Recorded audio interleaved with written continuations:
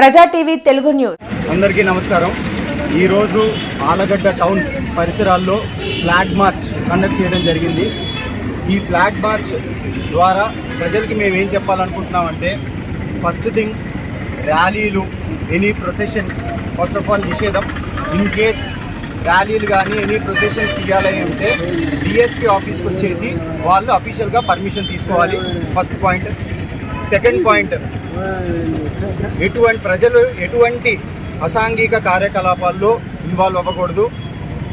Third point, మీ పరిసరాల్లో ఎవరైనా suspicious persons కానీ ఎవరైనా పక్క ఊరికి సంబంధించిన రౌడీ షీటర్లు కానీ మీరు కనుక చూసినట్లయితే, గుర్తించినట్లయితే వెంటనే పోలీసు వాళ్ళకి ఇన్ఫర్మేషన్ ఇవ్వాలని కోరుకుంటున్నాము.